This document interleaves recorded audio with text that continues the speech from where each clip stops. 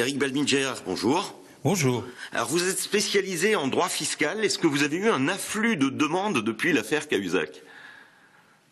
Il n'y a pas eu d'afflux après cette affaire, ni avant, mais c'est effectivement l'année dernière qu'on a connu un afflux de personnes, et surtout lorsque il y a eu cette mesure temporaire d'amnistie fiscale entre guillemets, qu'on a vu apparaître des clients qui avaient besoin effectivement de se confesser auprès de l'administration fiscale. C'était il y a 2 ans. Alors précision importante, on peut tout de même encore aujourd'hui tout à fait légalement détenir un compte en Suisse, mais quel intérêt d'en avoir un?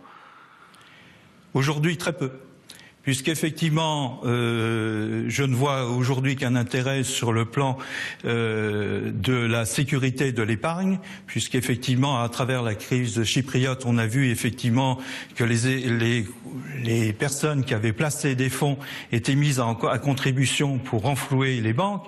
Mais aujourd'hui, les personnes qui, effectivement, je parle des personnes physiques qui souhaitent effectivement échapper à l'impôt, ce n'est pas vers la Suisse qu'elles se tournent. Et ce, depuis de nombreuses années, puisqu'effectivement, depuis la crise des subprimes, en 2008, on a vu apparaître une réglementation qui a abouti à de l'entraide fiscale, au cas par cas bien entendu, mais qui ne permet plus aux fraudeurs de se réfugier sous les cieux du lac Léman. Alors on ne va pas citer de nom, mais est-ce que, de par la proximité, les Alsaciens sont plus nombreux que les autres à détenir de tels comptes en Suisse? Je me suis laissé dire que les fondateurs de la banque qui est impliquée dans l'affaire Cahuzac sont des Mulhousiens. Ce n'est pas anodin. C'est effectivement 2 personnes, on parle de la banquerelle, et effectivement ce sont des personnes qui, semble-t-il, sont originaires au départ de Mulhouse. Alors dernier point, depuis que c'est moins intéressant et plus risqué, vous avez dû rapatrier certains comptes de vos clients. Qu'est-ce que vous leur avez conseillé ? Écoutez, les personnes qui avaient été dans cette situation, c'était en général des gens.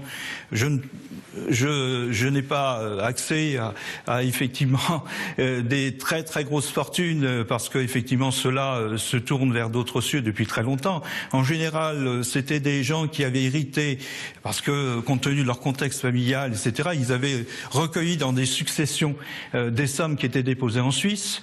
Vous aviez aussi des expatriés qui avaient effectivement travaillé en Suisse et qui avaient oublié de déclarer lors de retour en France ces sommes-là.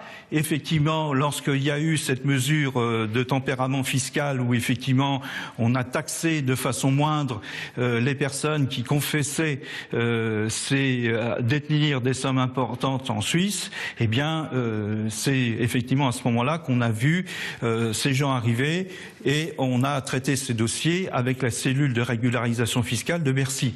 Depuis, effectivement, ceux qui sont restés, ces gens-là, sont des fraudeurs, et ils continuent, et ils ont monté des structures fiscales dans d'autres paradis fiscaux, et ils s'adressent bien entendu pas à des avocats fiscalistes pour régulariser leur situation en France. Maître Balminger, merci.